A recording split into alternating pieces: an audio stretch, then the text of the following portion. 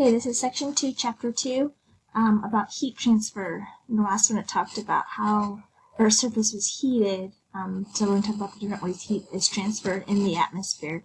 First of all, when we talk about temperature, we often think about, like, how hot is it? Well, temperature is actually a measure of the amount of energy of motion of a particle of a substance. So we're talking about particles moving. Air particles move all the time, so what a thermometer does is it measures how much energy the air particles in the atmosphere have.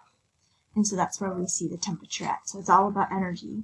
Thermal energy is the total energy of motion. So the hotter it is, the faster it goes. So in this picture here, you have a cold drink and a hot drink. And you can see that the cold drink is moving, the particles in the cold drink are moving, but not as fast as those in a hot drink. So thermal energy, it's faster moving equals a higher temperature. So the faster it moves, the more energy it has, the higher temperature that it actually has as well. Okay, so a thermometer is what we use to measure temperature. The red there's a liquid in there, it's red, and it expands and contracts based on if it's cold or hotter. So it expands more and moves up more. It moves up the tube more when it's hotter because of the expansion of the particles that are moving faster. So they expand and they kind of push up into the thermometer bowl basically. And if it's colder, they kind of crunch together and move down. And that's why you see the temperature going up. You see it going up in that glass tube versus going down if it's cold because it's getting faster. The particles are moving faster. The liquid kind of expands and moves up. Temperature is always measured in degrees, as we know as well. Okay, so in our atmosphere, heat. We talk about heat and how hot it is. So heat is a transfer of that thermal energy from a hotter object to a cooler one. And we've talked about these before, but we'll talk about them again here. Because we're talking about how heat is transferred. We talked about this when we learned about the Earth and how the interior of the Earth is heated and the exterior and things like that. Well, this is the atmosphere. It heats the exact same way. There's 3 different ways to do it. First is radiation, so heat directly from the sun's rays. So as the sun comes into the atmosphere, it heats the air around us, it heats the Earth, and it does that by direct contact.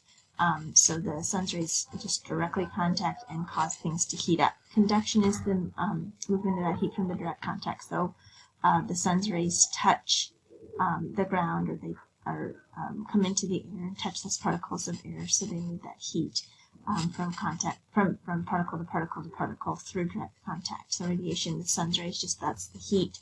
Conduction means we're moving that heat through the atmosphere, particle to particle by that direct contact.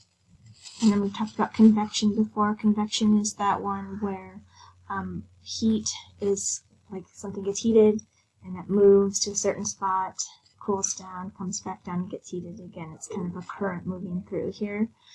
So it's that transfer of heat by the movement of a fluid, and it's showing you even in the atmosphere that can have that. So we transfer heat. The ground maybe is hot by conduction of some sort of convection. It's conduction. And radiation, so it hits the ground, it transfers that heat into the ground or the atmosphere, so it heats up the air particles near the ground, they rise, they cool down, they come back down, they sink, they get heated again, and they rise. So heat is being transferred throughout the atmosphere that way through convection, so it's transfer for the movement of the fluid of the gas of the atmosphere.